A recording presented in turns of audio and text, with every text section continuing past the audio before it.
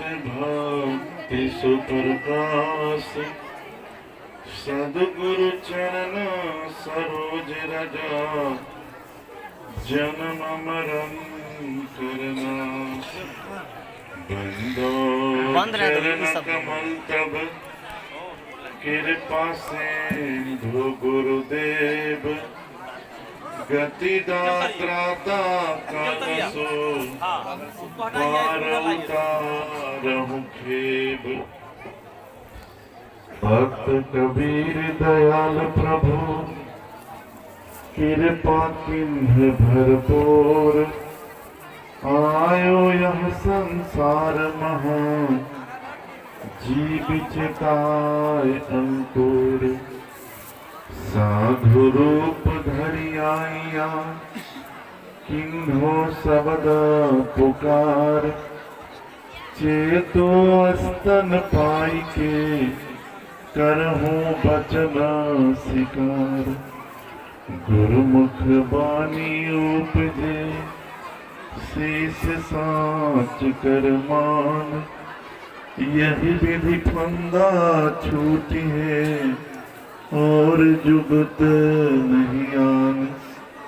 आदरणीय दूर दूर से आए संत महापुरुषों, इस समारोह में उपस्थित सज्जनों, माता एवं बहनों, नौजवान साथियों, आज बड़े सौभाग्य की बात है जो इस झलुआ ग्राम में महंत रणधीर साहब जी के द्वारा हर साल की भांति इस साल भी संत समारोह का आयोजन किया गया है। इसी संदर्भ में हम लोग बहुत समय से भजन के माध्यम से, उपदेश के माध्यम से सद्गुरु कबीर साहब के विचारों को सुन रहे थे। इसी संदर्भ में साहब के विचारों में से एक दो पंक्ति को रख रहा हूँ। बोलिए सद्गुरु कबीर साहेब की। साहब कहते हैं, कबीर जग में आई के साग लखाए तीन, सत हृदय में दया सेवा में लौलीन। तो साहेब इस संसार में उनका पदा अर्पण हुआ तो हमारे सद्गुरु कबीर साहब का जो इशारा था सिर्फ सार वस्तु पर, और सार वस्तु हम लोग को मन में विचार बनाना होगा जो सार होता क्या है। और जब तक यह सार और आसार का हम लोग को अनुभव ज्ञान नहीं होगा तब तक हमारा यह मानव जीवन अधूरा है। हर साल की भांति जो इस साल भी यह झुआ में सत्संग का आयोजन किया गया है, जिसका मूलभूत कारण है जो सत्संग से हम लोग में परिवर्तन हो, हम लोग में ज्ञान हो, हम लोग जीने का कला सीखे और सत्संग से हम अपने परिवार समाज में शांति कायम करें, सुविचार हो। इसलिए सत्संग का आयोजन किया गया है। और सत्संग को सुनकर अगर हमारे जीवन में अगर परिवर्तन नहीं हुआ तो फिर सत्संग सुनने से कुछ लाभ मिलने वाला नहीं है। क्योंकि सत्संग जो है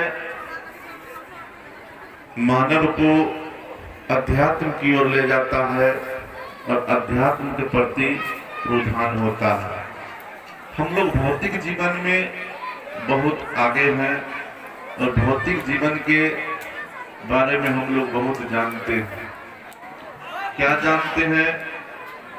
जो अगर हमको घर बनाना हो, जमीन खरीदना हो, व्यापार करना हो, वो हम लोग जल्दी से समझ जाते हैं और उस पर हम लोग अधिक मेहनत करते हैं, परिश्रम करते हैं, जिससे हम लोग आगे बढ़ जाते हैं। लेकिन जहाँ तक हमारे भारत देश में लमसम हर धर्म, हर संप्रदाय, 30,000 मंच रोज लगता है और रोज सत्संग होता है, जिसमें हजारों हजार की संख्या में लोग सत्संग को सुनने को जाते हैं और सत्संग सुन के जीवन में उतार नहीं पाते। हर सत्संग में कहा जाता है जो राग द्वेष ईर्ष्या को छोड़ देना चाहिए, हर सत्संग में कहा जाता है। लेकिन हम लोग के अंदर जो राग है, द्वेष है, ईर्ष्या है, यह खत्म नहीं हो रहा है। तो विचार कीजिए, अगर सत्संग सुनने से अगर हमारे ऊपर प्रभाव नहीं हुआ और हमारे जीवन में परिवर्तन नहीं हुआ तो फिर कहने से कुछ होने वाला नहीं है, क्योंकि राम राम कहने से मुक्ति होने वाला नहीं है। उस राम का जो जीवन चरित्र है, कीर्ति है, अगर हम उसको अपने जीवन में उतारेंगे तो हमारा कल्याण हो सकता है, हमारे जीवन में सदगति हो सकता है। लेकिन सिर्फ कहने से होने वाला नहीं है, हम लोगों को कथनी और करनी दोनों समान करना होगा। जब तक हम लोग समांतर रूप नहीं लेंगे और जीवन में ढाल नहीं पाएंगे तब तक कल्याण होने वाला नहीं है। और यह संसार हम लोग सब आदमी जानते हैं, यह संसार हमारा और आपका नहीं है। भजन के माध्यम से भी सुनते हैं हम लोग, जो रहना नहीं देश वीराना, सब लोग जानते हैं, यह कोई नई बात नहीं है और हम कोई नई बात नहीं कर रहे। सब लोग जानते हैं जो यह संसार एक दिन सबको छोड़ के जाना है। कोई चला गया, कोई जाने वाला है, कोई जाने को तैयार है, सबको संसार छोड़ के जाना है। और यह भी हम लोग जानते हैं जो ना कोई कुछ लेके आया है, ना कोई कुछ लेके जाएगा। इतना सब कुछ जानने के बावजूद हम लोग सिर्फ कहते हैं, जब जीवन में उतारने की बारी आती है तो हम लोग नहीं उतार पाते। किसी नीतिकार का कहना है, चोरी चंदाली हत्यारी नर करत है, खाने के वक्त सब होत संगति, अंत समय कोई काम न आवे, बेटा बेटी नाती पोता, यमराज रसरी लागे खींचन लागे, मारे मुंगर तो फाटे छाती, तब उस वक्त याद पड़े मैंने क्या किया, कहे सुकराती मियाँ दुलाहे की जाती। तो विचार कीजिए, जिस परिवार के लिए हम लोग चोरी करते हैं, हत्या करते हैं, बेईमानी करते हैं, गला काटते हैं, जब हम लोग वह रुपया पैसा को इकट्ठा करते हैं तो खाने के वक्त हमारा सगा संबंधी, अड़ोसी पड़ोसी, रिश्ता नाता सब आपके साथ है। लेकिन जब कर्म का फल भोगने का समय आता है तो उस वक्त आपका साथी कोई नहीं। अगर आप चोरी किए हैं तो जेल आपको जाना है, आपके बदला आपका बेटा नहीं जाएगा, आपका पत्नी नहीं जाएगा, आपका सगा संबंधी नहीं जाने वाला है। तो विचार कीजिए, जो जिस परिवार के लिए हम लोग धन इकट्ठा किए हैं बेईमानी करके, तो ये गलत है। तो विचार कीजिए, जो हमने जो भी कुछ अगर अन्याय से कमाया है उसमें हमेशा दुख ही दुख है, सुख कहीं नहीं है। अगर हम लोग न्याय से जो अर्जन किए हैं उसमें हर प्रकार का सुख ही सुख है। तो विचार कीजिए, हम अपने जीवन को कैसे ढालें और अपने जीवन को किस जगह पे उपयोग में लगाए जो हम समदर्शी बने। क्योंकि मानव एक प्राणी है, यह एक विवेकी प्राणी है, ज्ञानी प्राणी है, मानव समदर्शी प्राणी है। अगर हम मानव का जीवन पाए, अगर एक दूसरे के सुख दुख में हम नहीं है, दुख दर्द में नहीं है, उसका सहयोगी नहीं है, तो सिर्फ मानव का शरीर पाने से हमारा मानव नहीं है। मानव का धर्म बनता है, जो भूखे को भोजन देना चाहिए यह धर्म है, प्यासे को पानी देना चाहिए यह धर्म है, निसहाय को मदद करना चाहिए धर्म है। लेकिन हम लोग धर्म कहाँ खोजते हैं? मंदिर में, मस्जिद में, गिरजाघर, चर्च, गुरुद्वारा, इसमें धर्म नहीं। धर्म धारण करने की चीज है। धर्म धर्म कहने से धर्म होता नहीं। अगर हम किसी सत्संग में गए, संत কি হলো?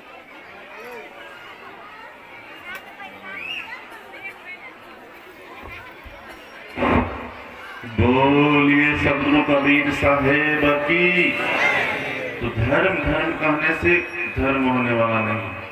धर्म अगर हम सद्ज्ञान को, सद्विचार को अगर अपने जीवन में हम धारण कर लिए, यह धर्म बन जाएगा।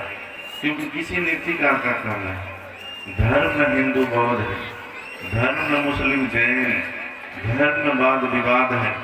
धर्म सिखाए एकता, धर्म सिखाए प्यार। जिसे धर्म में कहीं वाद विवाद नहीं है। धर्म जो है हमेशा चित्त को शुद्ध करता है और उसमें एकता की बात है, प्रेम की बात है। धर्म में कहीं वाद विवाद नहीं है। लेकिन अभी हम लोग में विकृति फैला हुआ। हम लोग संस्कृति में नहीं जीते। समाज का जो संस्कृति है वह दिनों दिन खत्म होते जा रहा है। हमारा संस्कृति को देखिए, अभी विदेश में लोग लेकर के कहां से कहां बढ़ गए। गौतम बुद्ध हमारे भारत देश के हैं, लेकिन उनका नाम हम लोग नहीं लेते हैं, उनकी कीर्ति को गुणगान नहीं करते हैं। लेकिन जापान आज गौतम बुद्ध का कीर्ति लेकर के कितना आगे बढ़ गया, विचार कीजिए। अभी हम लोग ऐसा विकृति में जी रहे हैं जो हमारे देश का करोड़ों लीटर दूध विदेश जाता है, वह अमृत ले जाता है और हम लोग को उधर से देता है जहर, शराब देता है। तो विचार कीजिए तो हमारा और आपका संस्कृति कैसा है। तो हम लोग अगर अपने आप में विवेक नहीं करेंगे तब तक कल्याण नहीं होगा। आत्मज्ञान नहीं होगा तब तक कल्याण नहीं होगा।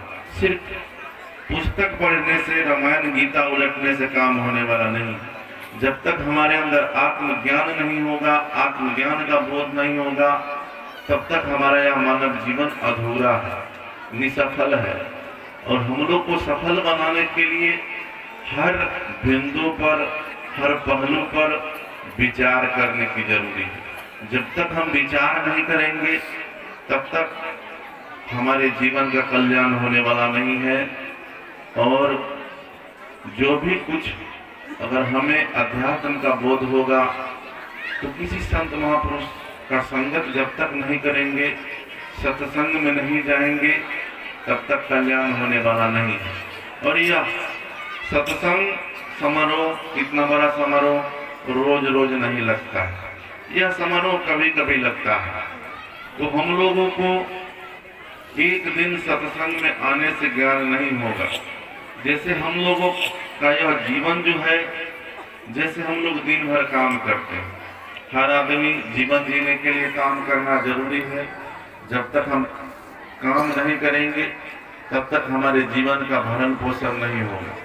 लेकिन उस समय से अगर हम लोग थोड़ा सा समय निकाल करके 10 मिनट 20 मिनट अगर हम रोज सत्संग करेंगे तो हमारे जीवन में ज्ञान का अनुभव होगा। और ज्ञान का अनुभव होगा तो हम एक दूसरे को सही दिशा दे सकते हैं, उसे सही ज्ञान दे सकते हैं। और जब तक सत्संग नहीं करेंगे तब तक हम लोगों के अंदर आध्यात्मिक ज्ञान नहीं होगा।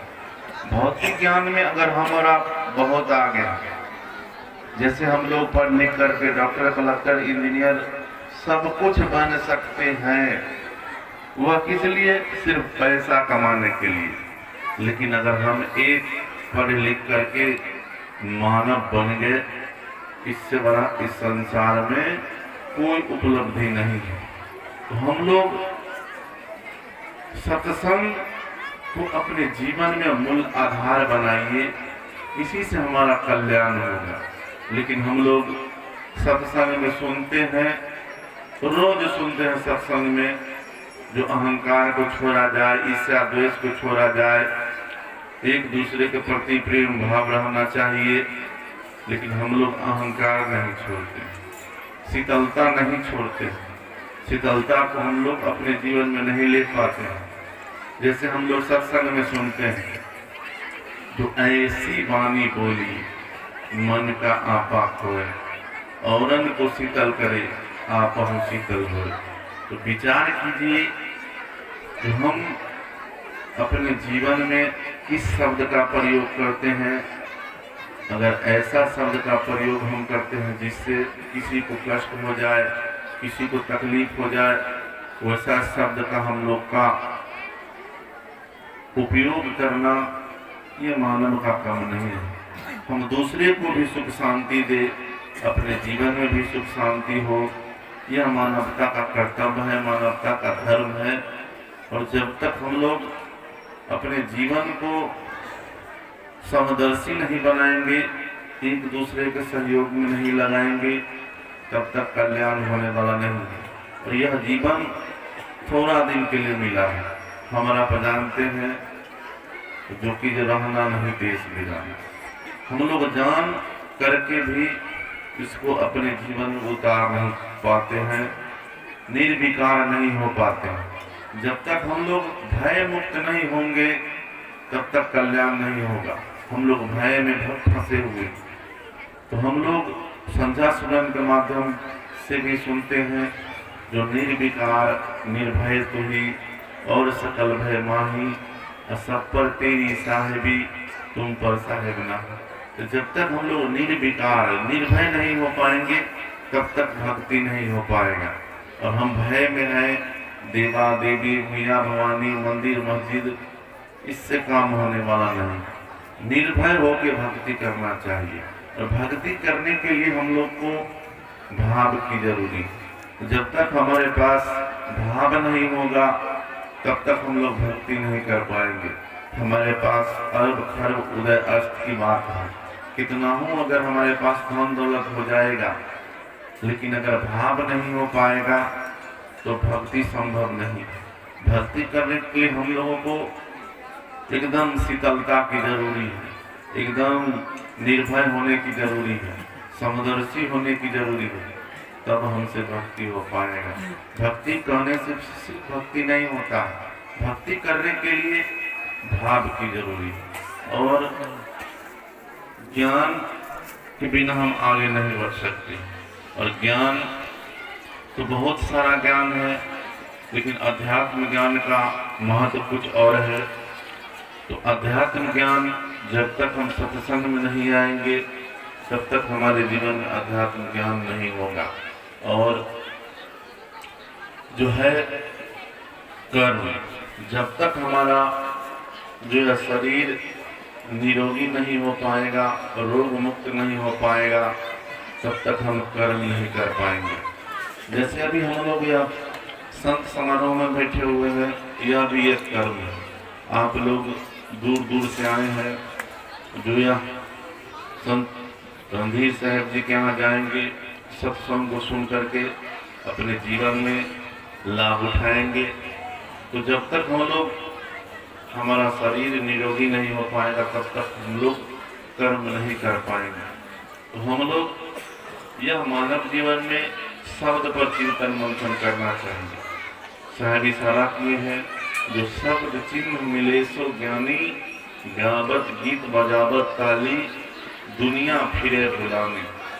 तो हम लोग शब्द को अगर समझ पाएंगे और शब्द को अपने जीवन में उतार लेंगे, तो समझिए हमारे जीवन का कल्याण हो जाएगा।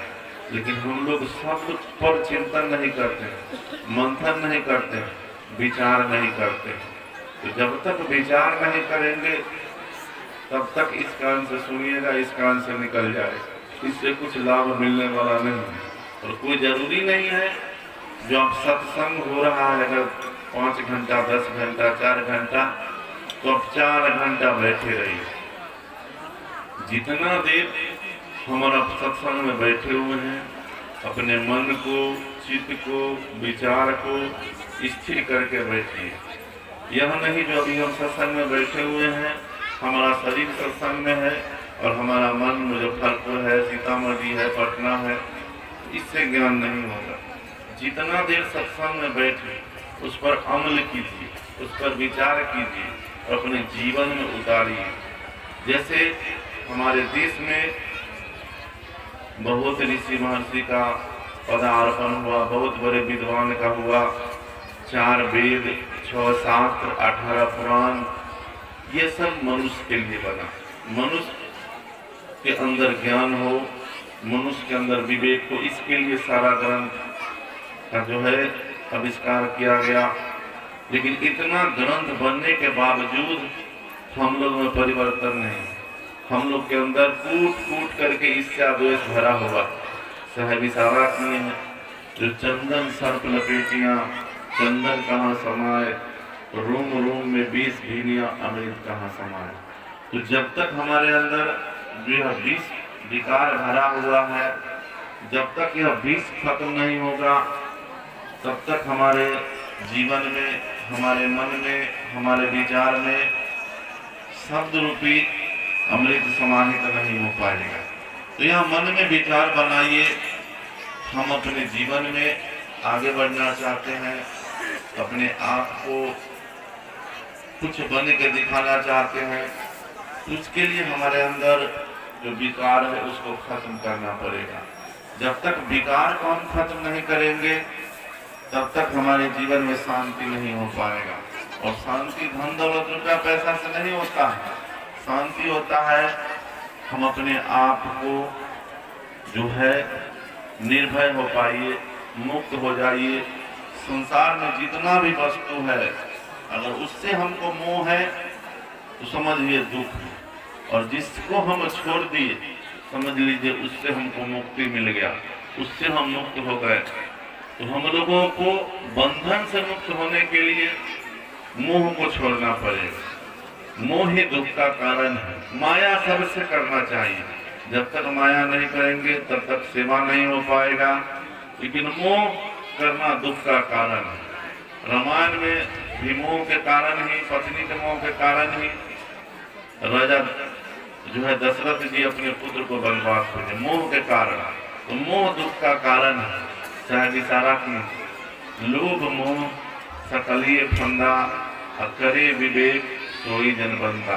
यह संसार जो है लोभ और मोह का बहुत बड़ा फंदा है। इस फंदा से निकलने के लिए हम लोगों को विवेक की जरूरी है, ज्ञान की जरूरी है।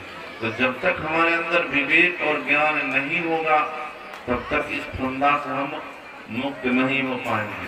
संसार का जितने भी व्यक्ति हैं, सब आदमी से अगर पूछा जाए जो मुक्त कौन कौन होना चाहता है, तो सब व्यक्ति कहेंगे जो हमको संसार से मुक्ति मिल जाना चाहिए, मोक्ष मिल जाना चाहिए।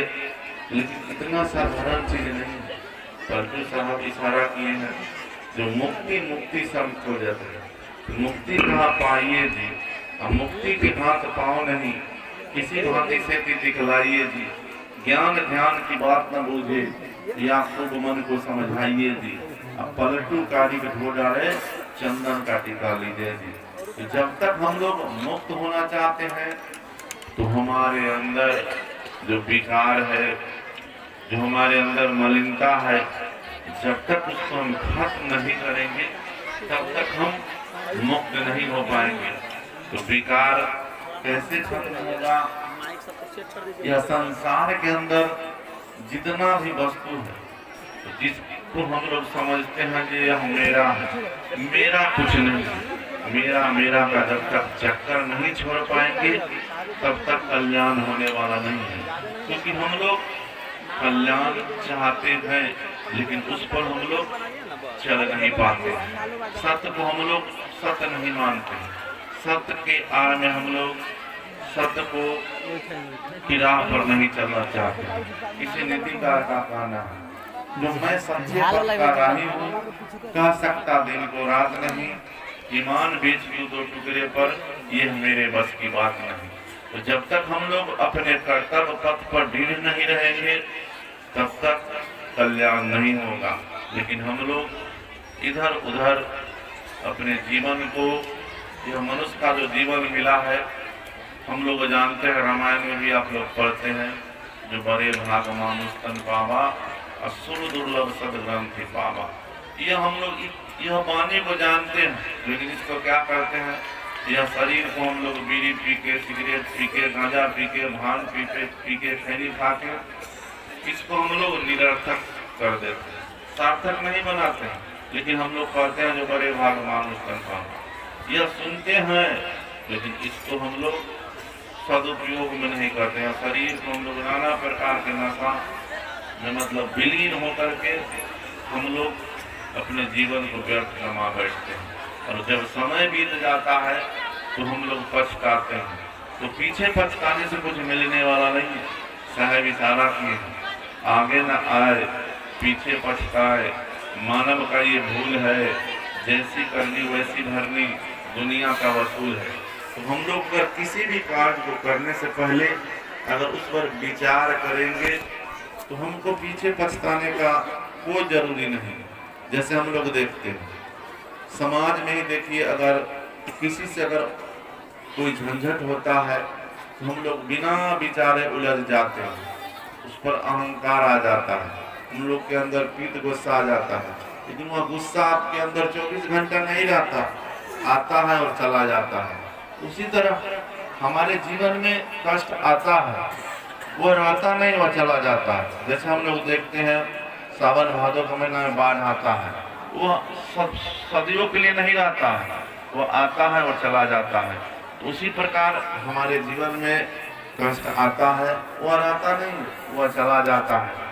तो हम लोग समदर्शी बनिए और सत्संग का महत्व को समझिए, सत्संग की कड़ी को समझिए। साहेब इशारा किए, रे मन कर साहेब से प्रीत, ऐसा समय बहुरी न पहिए, जइहे अवसर बीत। साहेब इशारा करते हैं, रे मन अपने परमात्मा से, अपने मालिक से, अपने गुरुदेव से प्रीत लगा। यह समय बीत जाएगा तो फिर यह समय मिलने वाला नहीं है। यह समय, यह अवसर हम लोग को बड़े भाग से मिला है। यह सत्संग का जो माहौल है, सत्संग का जो महत्व है, बड़े भाग से मिला है। तो रे मन कर साहेब से प्रीत, ऐसा समय बहुरी न पहिए, जइहे अवसर बीत। और तन सुंदर छवि देख मत भूले, यह बालू की भीत। जो हम लोग तन का अहंकार करते हैं, रूप का अहंकार करते हैं, पद प्रतिष्ठा का अहंकार करते हैं, यह भी हम लोग जानते हैं जो पद प्रतिष्ठा भी एक समान नहीं रहता है। जब समय आता है तो यह भी खत्म हो जाता है। और सुख संपत्ति सपने की बतिया, जैसे तीन प्रतीत। जैसे हमारा सुख है, संपत्ति है, धन है, दौलत है, जैसे तीन मतलब होता है धूप। जैसे हम लोग देखते हैं उस पर शीत रहता है, और जब धूप निकलता है तो वह समाप्त हो जाता है। उसी प्रकार यह धन संपत्ति जो है, यह भी एक समझिए सपना है। यह भी हमारे जीवन में सहयोगी है, वह जीवन में शांति नहीं है। और जिससे हमको जाहि कर्म से परम पद पावे, सोई कर्म करमी। जिससे हमको परमात्मा की प्राप्ति हो, सदगुरु की प्राप्ति हो, वैसा कर्म करना चाहिए। जैसे आप लोग सुनते हैं, जो कर्म प्रधान विश्व करी राखा, जो जस करही तस फल जाता। यह गांव की बात नहीं है, राज्य की बात नहीं है, पूरे विश्व की बात है। जो पूरे विश्व में जो कर्म प्रधान देश में हम लोग हैं, कर्म करेंगे तब हमको किसी को खुशामद और बरामद करने की जरूरत नहीं है। अगर कर्म से हम खोटा है तो आप घूस दीजिए, थाना में दीजिए, जिला में दीजिए, राज्य में दीजिए, आपको देना पड़ेगा। अगर हम कर्म प्रधान है तो हमको किसी को खुशामद बरामद करने की जरूरी नहीं है। तो हम लोग जाहि कर्म से परम पद पावे, सोई कर्म करमी। जिससे हमको परमात्मा की प्राप्ति हो, सदगुरु की प्राप्ति हो, वैसा कर्म करना चाहिए। आही शरण सब ही उबारे, यही साहेब की रीत। अगर हम किसी संत महापुरुष के संगत में जाएंगे तो मुझ पर दया करेंगे, करुणा करेंगे। अगर हम सत्संग में नहीं जाएंगे, उनकी संगत में नहीं जाएंगे, तो हमारा जीवन अधूरा है।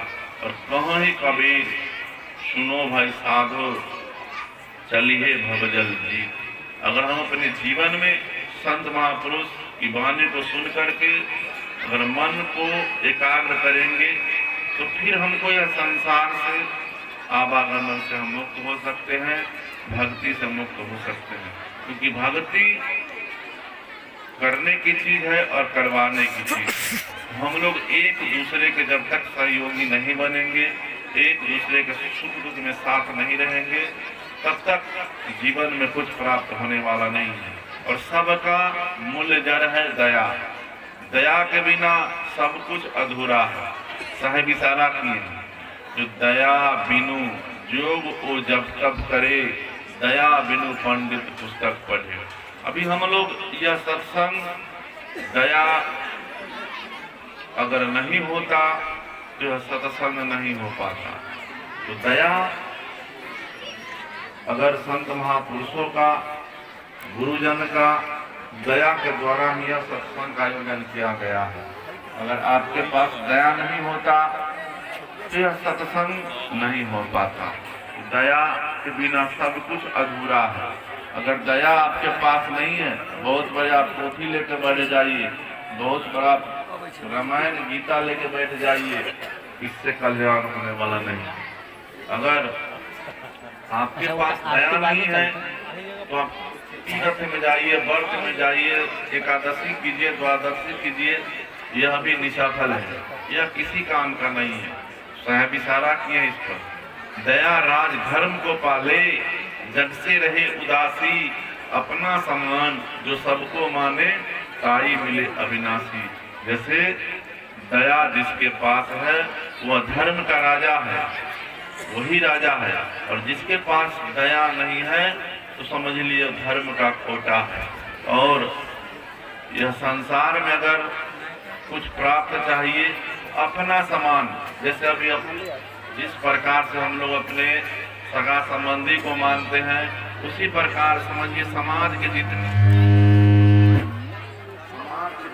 व्यक्ति हैं, सबको हम समान भाव से देखें, एकता की भावना रखें, प्रेम की भावना रखें, तभी हमारे जीवन में कल्याण होने वाला है। बोलिए सतगुरु कबीर साहेब की, सत्संग कराने वाले की, उनके कुल परिवार की, उनके माता पिता की, झुआ स्थान की, रणधीर साहेब की।